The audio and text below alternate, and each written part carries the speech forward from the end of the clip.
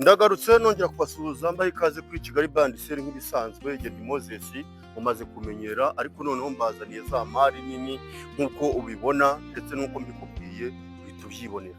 Ni apartment nziza irimo igurishwa ku giciro cyiza kuko idahenze kandi ikaba no muri quartier nziza cyane. Ndagira ngo tugende tuyitambagirana kuko apartment yacu impamvu nkubwiye iri muri quartier nziza iri hano Kibagabaga. Ni aparitema rero irimo kugurishwa, ariko mu gihe itarabona n'umukiriya mu by'ukuri turanayikodesha. Ni inzu nshyashya cyane ubona ko yuzuye muri uku kwezi nibwo iyi nzu yacu yuzuye. Nituza kugiramo imbere murabona ko barimo kuyokipa ibikoresho nibwo bikiva hanze. Izi ni za nzu rero zigura abagabo zigasiba abandi. Mu by'ukuri iyo ubona igikorwa kimeze gutya, ni igikorwa kiba kiremereye kubera ko unit 8 ubwazo zirivugira.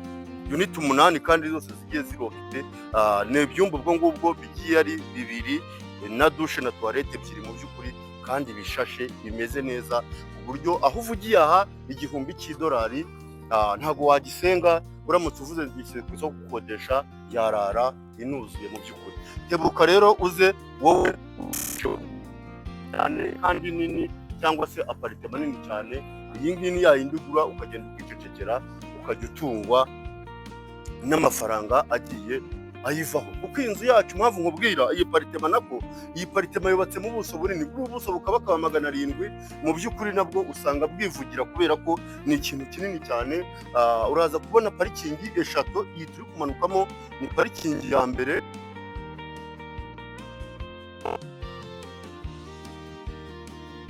Usanga amazu naho amayuniti ni amayuniti agiyemo arimo harimo ikiza cyane kandi kose gakenerwa mu by'ukuri. Ubwo kandi ifite n'ibyumba byiza, ibitanda byiza nk'uko mubibona. Harimo ibitanda bishashe bimeze neza cyane, ubona ko bifite amakuvure meza. Ni ibintu ubona ko byateguwe mu by'ukuri. Iyi nzu yacu igucitse mu kuyigura cyangwa se no kuyikodesha waba unyazwe ziheze. Tebuka aho waba uri hose uzi wishorera imari, kuko ahangaha ni ibikorwa ndabikwibutsa by'abagabo. Urabona ko ifite na salo nini cyane ihumeka, irimo ibikoresho byiza cyane. Ibyo bikoresho byose wabiguranamo ukayegukana iyi nzu yacu. Dushe na toilette yo ni nziza, nayo ni perfect. Ariko reka nkubwire, reka no gutinda hano hanze kuri iki gice cyo hasi, tuzamukane tujyane kuri parikingi yindi ya kabiri muri bw'inzu. Reka dukomeze tugendana. Ubu ngubu tuvuye kuri parikingi ya mbere yakakira imodoka zigeze muri 5, ariko tukaba dufite n'indi miryango hano hasi nayibasobanuriye. Ni ibyumba 2 n'amadusha 2, kandi gukuba ni inshuro ubwo 8. Ni unit 8 niko tukita kugira ngo ubisobanukirwe. Iyi ni apartment irimo kugurishwa, ariko yanakodeshwa kuri ibyo byumba 2 $1000. Urumva ko mu by'ukuri uramutse uje kwigurira ino apartment waba utuye muri quartier nziza, wajya winjiza amafaranga meza. Ariko mu gihe cy'uko twakomezanya, banza ukore subscribe mu by'ukuri kugira ngo unteze imbere nanjye, kugira ngo nawe kandi dukomeze twubakane umuryango mugari wa Kigali Bandiseri. Ahangaha rero nk'uko mubibona twinjiye, turahasanga indi parikingi nayo nini yisanzuye. Mu by'ukuri nakubwiye ngo apartment yacu yubatse mu buso busaga 700. Ni ukuvuga ngo rero ahangaha dufite parikingi nayo yajyamo imodoka zigeze nko muri 4 cyangwa 5. Urumva ko nimba dufite parikingi yakakira imodoka 10 hirya no hino, ndetse dufite n'akandi gaparikingi hariya hirya kakakira imodoka 2. Urumva ni za apartment ziba zifite ama espace ahagije. Ngwino wishorere. Reka nakubwire, iyi nzu yacu iri ku giciro cya $1,200,000 $200,000. Ubwo uravunjisha mu manyarwanda wumva yarimo, hanyuma uze wegukane ino nzu. Ariko ifite unit 8 kandi zose zirokipe, ibikoresho birimo no kuyigurana n'ibikoresho byose. Reka tugomeze tugendane nkusobanurira akantu ku kandi. Ahangaha ni inzira ishobora gukoreshwa ijya hejuru, ijya kugaburira izindi nzu mu by'ukuri. Ariko tukafite na hano, tukaba dufite hano indi antire. Ahangaha rero ni ibyumba 2 na douche na toilette yabyo. Ahangaha uyu muryango duciyeho ndaza kubinjiza mu nzu imwe, ariko byose ni the same n'ubundi ntimugire ikibazo. umuryango ujyayo ni uyu nguyu, ariko ngenda binjiza muri uyu nguyu kugira ngo njye kubereka uko inzu yacu igiye iteye. Banyerekere ya parikingi iri aha ngaha yajyamo imodoka nk'ebyiri cyangwa se eshatu ntoya. Urumva ko mu gihe dufite parikingi yo kuzamuka hejuru y'imodoka 10, iyi aparitema mu by'ukuri niyo ya mbere ngiye mbonye naguhitiramo hano Kibagabaga, igurishwa kandi ku giciro cyiza cyane. Aha ngaha tuhafite amasiteyazi yandi ushobora gukoresha ebyiri zose kandi zishoboka kuba zakoreshwa. Reka twinjirane rero nk'abatindiye, twinjirane muri uniti ya mbere, ureba ko usanga inzugi nziza cyane. Mu by'ukuri ibi ni Dubai, ni ibikoresho byiza cyane, ntabwo yigeze ashaka kugira ngo abahangike. Tukinjira hano duhura n'igikoni cyiza, mwigeze kukibonaho gatoya.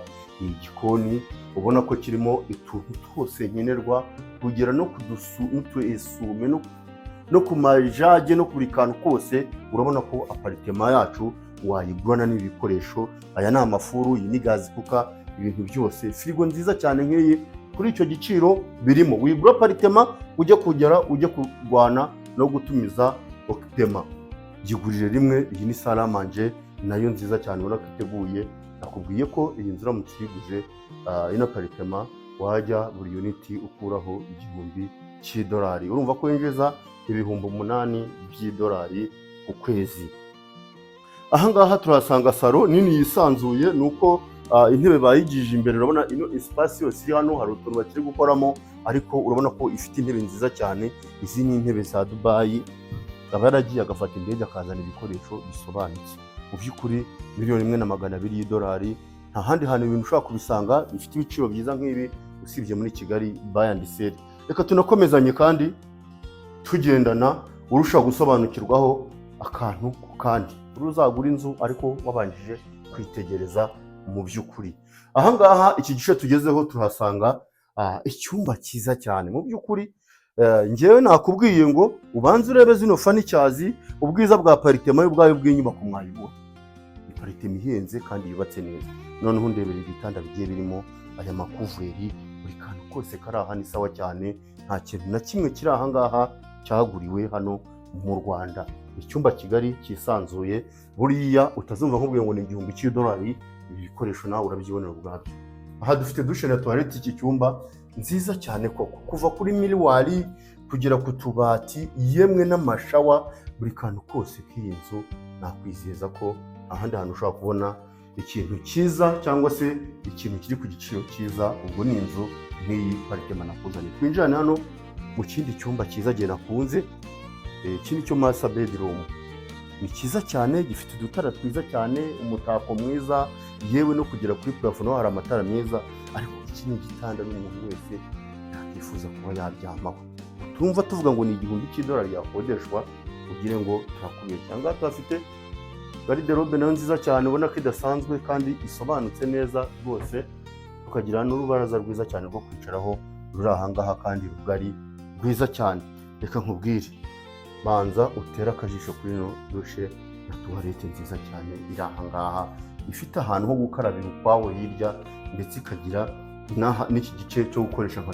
Reka mboneraho kugushimira, ndabizi neza witegereje neza wabonye ko na aparitema irimo igurishwa hano Kibagabaga, iri ku giciro cyiza, kubera yuko $1,200,000 by'idolari ukaza ukagura zino uniti 8 kandi zose zigiye zirimo ibikoresho ubwo ni ibitanda, intebe, salamanje. Wagera mu gikoni ukahasanga buri kantu kose, kuva kuri firigo kugera ku kiyiko na za blender n'amagazi kuka. Urumva ko uba uguze neza cyane. Tuvugishe kuri iyo nimero, hanyuma uze tukugeze kuri iyi nzu iri kugurishwa hano Kibagabaga. Ube uwa mbere, ufate iya mbere wigurire ino aparitema. Kandi murakoze, ndabashimiye.